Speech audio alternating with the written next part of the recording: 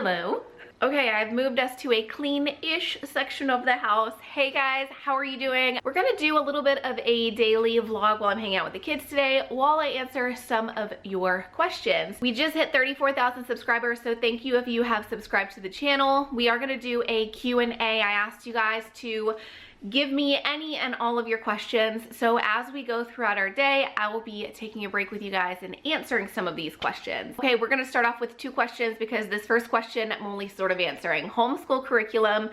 Gwendolyn Hall asked what homeschool curriculum I'm using. I am about to do a video all about my homeschool curriculum. I feel like I've just really got it figured out right now. I have a kindergartner and a 2nd grader, and I'm loving everything that we are using for the first time in our homeschool journey. Now, we've been doing this, I guess, almost a year and a half at this point. I've been homeschooling my boys, and I feel like I have it really concise and figured out. It would take this whole video for me to go through all of the curriculum, so just know to keep an eye out for maybe in about 2 weeks, I will have a full curriculum video. It was supposed to come out sooner, but y'all know I have been very sick these last couple of weeks, and I'm just now like pulling it all together. But we will talk about homeschool curriculum. It will be its own video in about a week or 2 at most, but we will be getting to that very soon. I love your videos and I really enjoy the meal prep ones. Thank you so much. Please make more. Okay, I would love to make more meal prep videos. I have been for a while making cash stuffing videos like twice a week. I think in order to squeeze in all of the things, I have to stop doing so many cash stuffings, and I am leaning towards doing cash stuffings just on Fridays to free me up to do some other content throughout the week. Let me know what you guys think of that, but I'm leaning that direction because I would love to squeeze in some meal prep and some shopping videos sometimes. Your question is, are you still planning to move? This is, y'all, I'm not somebody who can answer questions very concisely. Apparently, it takes me, like, I go a bit long-winded. But I would love to move. I have been really struggling with if I'm going to move. Long story short is I don't know. I don't know if I'm gonna move. I would love to move to be closer to better hospitals, but that's sort of my main factor right now. That's the only thing that makes me want to move. We have friends here. The boys have friends here. I have friends here. My family is here. We have a really great homeschool community. And I don't know, like, I live in Mississippi also, so cost of living everywhere has gone up. It has gone up so much, even here in Mississippi, but that means everywhere else has gotten way more expensive too. So cost of living is just so much cheaper here. I feel like at some point, I'm gonna have to move. I'm going to have to get closer to better hospitals, but do I go ahead and purchase my first home here and then move in 5 or 6 years when we really need a better hospital? I don't know. I don't know. Let me know what you guys think. Let me know your opinions about moving. I feel like when I make a pros and cons list though, everything leans towards me staying at least for the next 5, 6, 7 years while my kids are little and my parents are here and we have really great friends here. But when it comes to like insurance and hospitals, I might be forced to move at some point. So kind of a non-answer there, but let's go ahead and get the boys to the beach. This is our first day really leaving the house and getting out since I got diagnosed and was really sick these last couple of weeks. I'm testing negative. I'm feeling so much better, and the boys have been dying to get out of the house. So we're gonna go to the beach. I'll set you guys up there and answer a couple more questions while we're there. Forget oranges. I won't forget oranges. Don't forget pail and shovel. I won't forget pail and shovel. They're just about to be here. Actually, we're here. We're here. Now we have to go button red light mode. Here I'm going to the beach. It is gonna be a whole long day of sand, water, sun.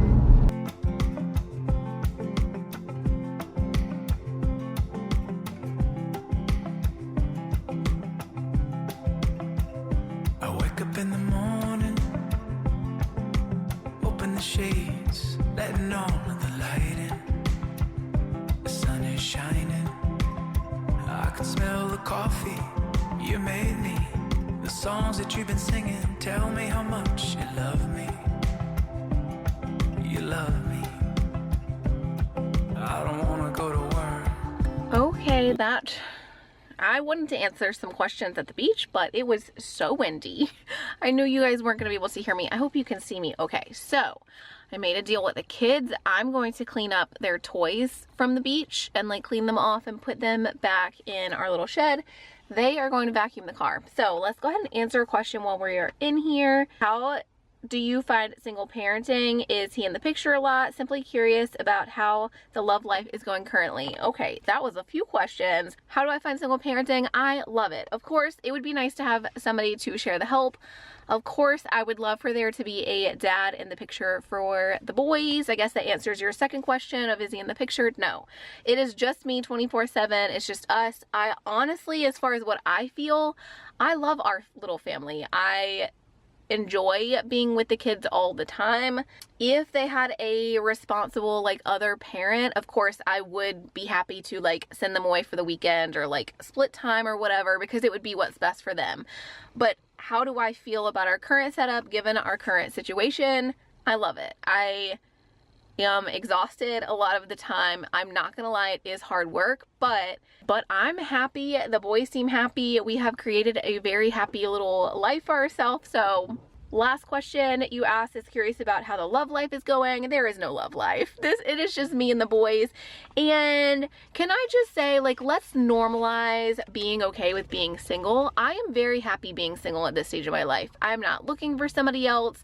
I mean, every once in a while I'll like dip my toe in like the dating life and I'll think about it, and I very quickly am like, this is not for me. Maybe when my kids are grown and I'm bored, I don't know, maybe something could just happen organically, like unexpectedly, but I'm certainly not looking. I am not planning on there being a love life. I am just enjoying this stage with the boys, and then a different stage of life I might feel a lot differently. But the boys are 6 and 8. They're very active. I am enjoying being really active in their lives, and the idea of splitting my time and trying to like get into the dating world, it's just not worth the time and the energy to me at this stage. One more question while we're in the car. What made you decide to homeschool? I have a child in IEP at school, but I don't feel like he's getting the attention he needs. Also, my oldest school has had so many threats this year. Okay, that is terrifying. My kid was in 1st grade. My oldest was in 1st grade when I decided to pull him, but I'm not gonna lie, the thought of like an older kid and the way that the threats and things at school have been lately, that is terrifying. But yes, to answer your question, what made me decide to homeschool, the school that my child was at, it was very clear he needed some kind of IEP or 504. I don't even know. I didn't do enough research. I think it would be an IEP for his needs, because he's very bright, but he had a hard time focusing. He would draw on his work, and so he would get in trouble for drawing because he was bored. He was just being like nitpicked. He had a lovely time in kindergarten, but his 1st grade teacher was just such a nitpicker. And really, I feel like teachers make all the difference, right? So I don't know, for whatever reason, he was just on her crap list, and I knew he needed some kind of IEP, like to let him doodle. If he's bored and done with his work, let him doodle, because what's going to happen is if he's not allowed to doodle on his work, he's going to start talking. He's going to start bouncing around. That's exactly what happened. So then they would take away his recess every single day. Well, I tried to work it out with the teacher for a long time. It was just getting worse and worse. And honestly, anytime I brought up any kind of a concern, she just called a teacher-parent conference, and then the teacher-parent conference turned into them telling me it was an at-home problem. We did that a couple of times, and I kept trying to explain to them, I am not having problems at home. It is an at-school problem, but I can't fix it if you guys don't like let me in, let me help, let's try to change some things together. Finally, I was demanded to come into a conference with the principal, and I talked with the principal, and she said that he doesn't qualify for an IEP. He doesn't need anything. He needs to be medicated, and it was a discipline problem. I mean, okay, all parents are kind of protective of their own kids, but I'm not somebody who can like not see the realities of my kids and some of their different needs and things. I just knew the way she was approaching things was causing him to act out more versus actually being helpful. So anyway, yeah, it was basically boiled down to the principal told me that he would not qualify for an IEP, and they would not help me get an IEP. They would not follow an IEP for him, that he needed to be disciplined at home, and like I needed to I don't know, get it together. So I didn't know really what to do. I felt stuck in a corner. I didn't know a lot about IEPs. I didn't know that they were legally required to like accommodate us and stuff, or at least supposed to. I just pulled him and I thought, like, let's give it a semester, let him come home and homeschool, and then I'll put him back in 2nd grade. Well, we ended up loving homeschool. It was not my intended goal really, because I'm trying to build a business. I'm a single mom. I don't know, it just seemed like a lot to also homeschool. But the more we've been doing it, we're a year and a half in, I'm just now feeling like, is it overwhelming? Yes, but I feel like it's the right decision to keep homeschooling. Both of my boys want to keep doing it. So, okay, I thought this was going to be the long and short of how we started homeschooling. It was the long version, sorry. You guys can expect that from me. But basically, yeah, we district into a school that did not want to accommodate my kid. Basically, I felt kind of forced out. I did not feel comfortable sending him to a school where he was not appreciated or valued or like treated nicely. And I think the last thing you need to do to a kid who is very bright and bored in class, I think the last thing you need to do is to not let him doodle because he's finishing early. You don't need to separate him from the rest of the class to make him feel bad, and you don't need to take away his recess every single day, which is exactly what was happening. And it reached the point where they started taking away his specials. Like, instead of just taking away recess, they started taking away PE and art and music. He's such a sweet kid. I honestly don't know how you can treat a 1st grader like that. But that is our story of how we started homeschooling. Do I regret it? No. It does take some adjusting at first though, especially when you are busy and have a lot going on. Okay, we are gonna clean out the car and check on the kids because they're supposed to be taking a bath and getting all of that sand off of them from the beach.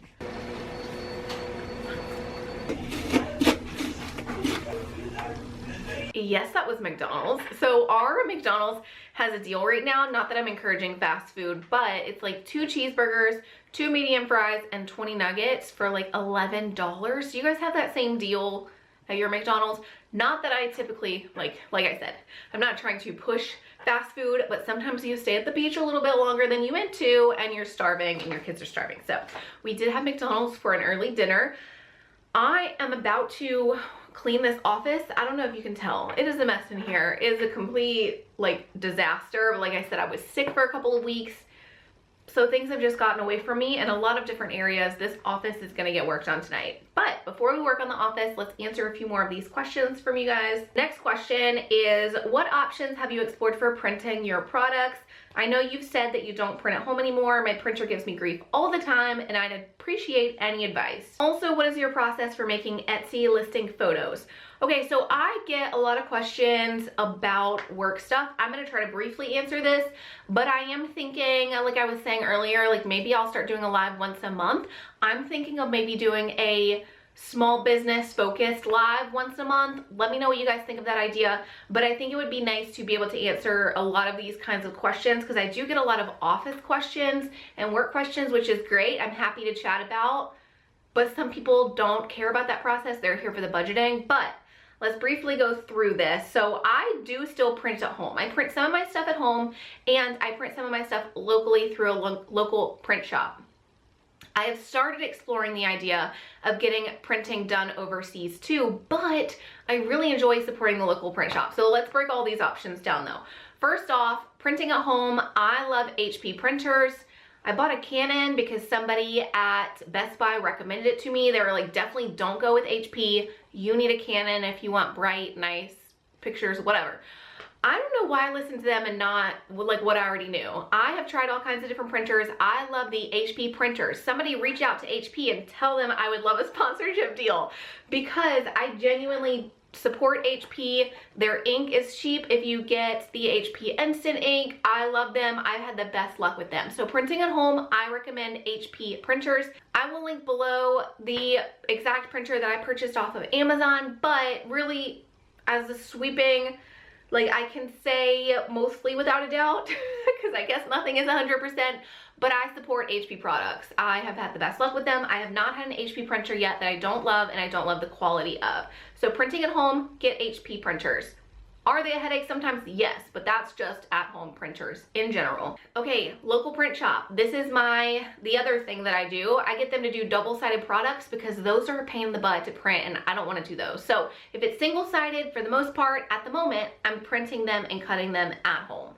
If it is double-sided, I don't want to deal with that mess. I get somebody to do it local. You can look for local print shops and you should get a bunch of options, and then just start calling around, asking if they will do whatever products you're thinking of. And if they say yes, then send them over your idea and try to get some price quotes before you lock in with them. I went through a couple different places and ideas. I called like 20 different places before I found the few that would even consider what I needed. And then out of those few, I went with the one that I went with. So I would be happy to recommend you to my shop, except for the fact that they don't take people out of, like, they're just local. They only work with local. They don't ship anywhere. It's a small shop, which I love supporting them. Now, in saying that, I am considering, just for my profit margins, I am considering getting some things printed internationally, I guess you would say, like bulk orders and sent to me. I haven't done that yet, but that is something I'm starting to consider as I start to consider growing my own shop and my profit margin. But I do love supporting local, so I don't know. I haven't decided for sure if I'm going to do that or not. What is your, so that's the like 3 basic printing options any of us would have. Print at home, print locally, you know, like made in the USA, or print, like get it internationally created and then it's cheaper. There's pros and cons to every single one of those options, but that's basically the options available to all of us. I can't recommend somebody for you guys though. You need to call around your local areas. You need to call around like whatever option you're trying to get. What is your process for making Etsy listing photos? I bring a white table outside and I take pictures using the sun. That is the best lighting that you're gonna get, in my opinion. As far as how I lay out photos and things, I don't really have a great process. That's something I would love to learn how to do better this year. Like, I'm always trying to improve my shop. I'm always trying to improve my videos. That is something that I'm actually intending on upgrading this year and trying to do better with my photo listings. Why am I'm so short. So I don't want to give too much advice on like Etsy photos, but my one big piece of advice would be take a white table or take whatever like you want your background to be, take it outside if you don't have really good lights. I have some good lights. I just feel like the lighting is always better if I take it outside on a beautiful day. It's nice, crisp, and bright, obviously, because of the sun. Okay, this one is a good one. It's several questions. Let's start with the first question. I would love to know how you get so much done in such a short amount of time. I am always juggling 100 things. I will say this is something I'm also trying to do better, but I have found that blocking out time is what works best for me. If I just kind of vaguely say like, we have to do this for school and we have to do this for work and like I have to cook and clean, if I don't block it out exactly when it needs to happen, I will fall way behind. For example, breaking down a day. I have to homeschool the boys for a couple hours. Typically, we might have an outing to do. I always have cleaning that needs to be done, and I have work that needs to be done. I decide the day before exactly what needs to get done with what. So with work, I might say this video needs to get done and at least 5 orders need to go out. We'll think about how long that takes me. Say it's gonna take me 4 hours to do video, upload, edit, get the picture done, and get out 5 orders, because a lot of times orders have some like custom things needing to get done. Say that's gonna cost me 4 hours of time. I will write down what I need to get done for work and write down 4 hours next to it. School, I'll say we have a play date, that's gonna take 3 hours of time. For example, let's just pretend we're skipping schoolwork for the day. And then I definitely need to do dishes, I need to do laundry. I will mark all the things down the day before. So depending on what my sleep schedule looks like at the moment, because that is always shifting and changing, I might say, okay, I want to work from 4 until 8 a.m. I want to get it all done in the morning. I want to be done with it.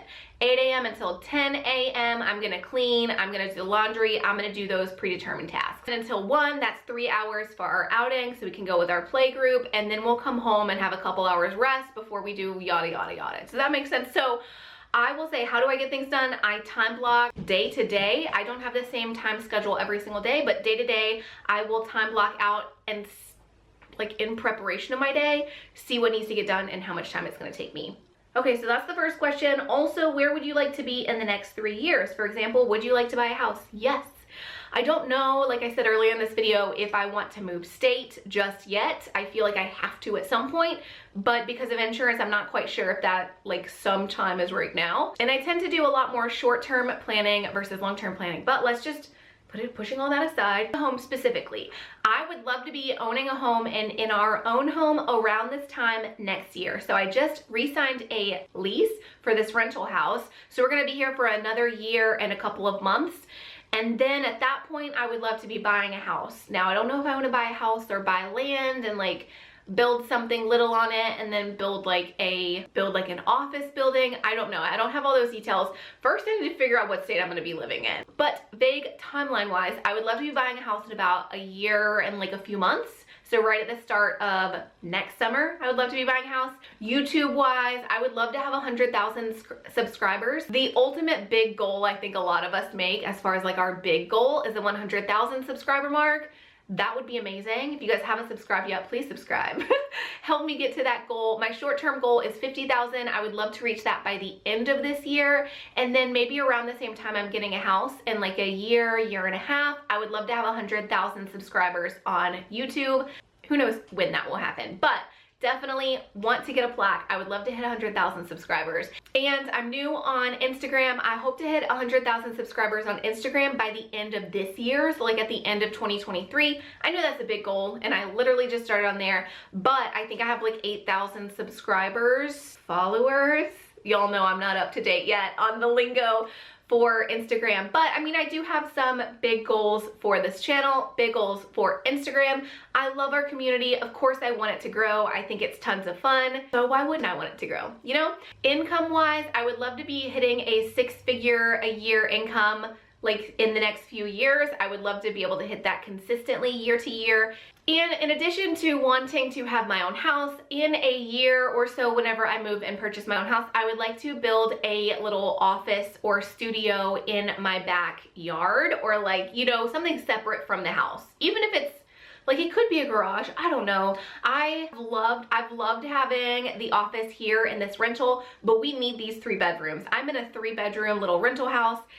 In my family, just as the boys get bigger, I feel like we need a little bit more space, and I have very much overgrown this office already, and I have to stick with it for another year. But my hope in, say, 3 years or even in a couple of years is to have a big warehouse or a big office on my property, so it's still not like I'm having to drive and go to work somewhere, but it's separated from the main house. So there's just more space.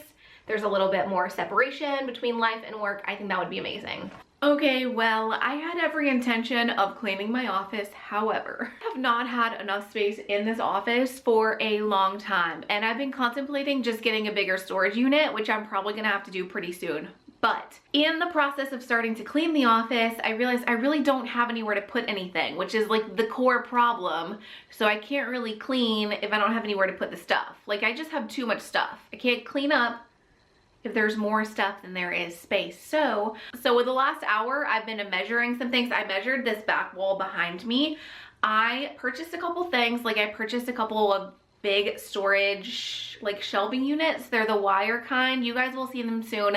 I'm sure I will do like an office organization video pretty soon. They're gonna come in a couple of days, but it's basically white wire shelves, and I'm gonna try to make it cute. I'm also going to cover this window right here. There's not a lot of natural light that comes into that window anyway, because it's shaded in such a way that I never get light from that window. I still have a window over here. Anyways, I'm over explaining just to say I didn't clean the office, but I have some storage solutions on the way. We're basically gonna cover this window with a sort of window cling to block out the light, and then put a big piece of fabric over this entire wall to hopefully just look cute behind the wire shelving. Anyway, that's a whole other video, but hopefully we have some storage solutions happening soon, because I'm just tired of this overcrowded office. But I think it's going to help me get my lighting just right too, because under this window, I'm going to put, let me show you guys. I have this white desk here. This is what I film like my overhead shots with. Over here, again, hot mess, but this is a flexi spot desk. Got you guys back down. that is my main desk that I work on and fill orders on and stuff like that. So the intention for the office is gonna be all of the storage stuff is behind me. And then I think in the center of the room here, I'm gonna have my work desk, and I will put my white desk because it's a lot smaller. It should fit right under that window. Back to questions. I'm just gonna answer a couple more questions and then go ahead and wrap this video up. Next question is, if YouTube and Etsy slowed down and you had to start something new, what would it be? I actually have a master's degree in library information science. My dream was for the longest time to work in a library setting. That degree was not worth the money, but it is nice to have that as kind of a backup plan. However, I think while my boys are small and while I am homeschooling them, if Etsy and YouTube were to slow down for me, I would like to just start some kind of other business. I really enjoy working for myself. I have found that out throughout the Etsy and YouTube process. So hopefully I would just start another business, but I do always have my degree to fall back on. Ideally though, that is that is my retired dream. Like once I'm retired with businesses and I want like a slow life, my kids are out of the house, I would love to be a librarian at a university. That's like when I'm retired, I would like to have that job, kind of a job. Next question is, how long did it take you to kickstart your Etsy business and YouTube? What did you research in order to know how to run a business? How do you stay organized? I have learned everything I know about business on the fly with Etsy and YouTube. I do not have parents that have run a business. I do not have any business background whatsoever, so I am learning this as I go. I feel like there have been some major hiccups and some major learning curves for me because I don't have that background. How long did it take me to kickstart things though? I was lucky that I think I was on YouTube for a couple months before I got monetized, and then I just jumped right into my Etsy shop about a month after that, and things went very quickly for me, thank goodness. I feel like my story is a little bit of like not the norm as far as how quickly things happened, but I would say whether you have a business background or not, I did not have a business background, you're gonna learn just by kind of jumping in and doing things. I got this question a lot. Are you still going to be doing the planner line? Yes, I am. We're gonna get more into that pretty soon. I have had a really hard time pegging down designs. I guess the long and short of it is I want everything to be perfect, and then the more I think about it, the more ideas I have, and it's hard to fit everything together. I need to stop overthinking it. I need to go with some of the designs I already have, and hopefully it will be launching very, very soon, but it will definitely be launching this year. So will I be launching the paper planner? Still, yes, I will. It's gonna happen in 2023, it has to. Two more questions, they're both budgeting related. One is, how did you first start cash budgeting? How did you first start cash budgeting, like starting completely from scratch? How did you catch up? I've been doing budgeting for 2+ years now, and I still feel like I'm playing catch up. Girl, same. I feel like all of us feel this way right now, and I really believe it's because the economy is the way that it is. I don't think it's an us problem. I think it is a world problem.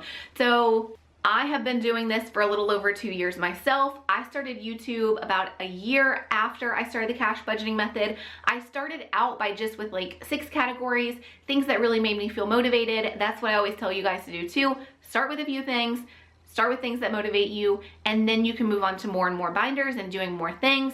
But as far as feeling like you're always trying to catch up, I am still in the same boat, and I am lucky that my income is flexible. Like if I had a set income right now, I don't know how I'd be surviving. Before I started YouTube, I was making like $24,000 per year, and I was able to make that work. Well, prices have just increased so much this last year and a half. I think all of us are struggling. Just keep moving forward with your budget, keep making it a priority, keep trying to cut spending costs that are unnecessary, like fast food, Amazon purchases, those kinds of things, and you're moving in the right direction. Don't be too hard on yourself. It is not you. It's just prices are really expensive right now. Everything is really hard to keep up with, if you ask me. Last question is, what is your top budgeting advice? First off, I'm not a financial advisor, but this is a budgeting channel, so I do share my opinions. Couldn't find that word for a second. Top budgeting advice, number 1, track your expenses from the previous month. This is the step nobody ever wants to do. I know it's kind of boring, it's not fun, it's not cash stuffing, but if you want to know where your pitfalls are, if you want to know where you can cut money, the way to figure that out is to track your spending from the previous month. what am I doing? Tip number 2 is to just keep going with it. Whenever you're budgeting, like we were just talking about, sometimes it can feel really hard to like catch up. It can feel like you're not making any traction, but I promise you, you are. If you're making your budget a priority, you are definitely doing better than before you were making your budget a priority, right? Tip number 3 is if you are just starting cash budgeting, give yourself 6 to 12 categories tops. A lot of times people see us on YouTube and they want to do, you know, 3 or 4 binders like a lot of us are doing. We all grew into that. Nobody started with 3 or 4 binders, and I promise you if they did, they found it overwhelming. Don't overwhelm yourself. Start with a few things, have fun with it, and then move forward from that point. If you have cash budgeting tips, please leave them in the comments for everybody to read. I think that would be really fun. I always learn things from you guys, and I always love hearing from you. I think that's gonna be it for this video. I hope you liked this vlog / Q&A mashup. I think the next time we will do a straight up Q&A like this is at 50,000, or maybe we will do some lives where we break it apart different topics. Like maybe we'll do a business budget live where we can all talk about our business budget or like specific topics. If you would like to see a live from me, please let me know in the comments, and please let me know what kind of conversation you would like our first live to be about. So that's it for tonight. As always, I love you guys, I appreciate you, and I will see you again soon. Bye-bye.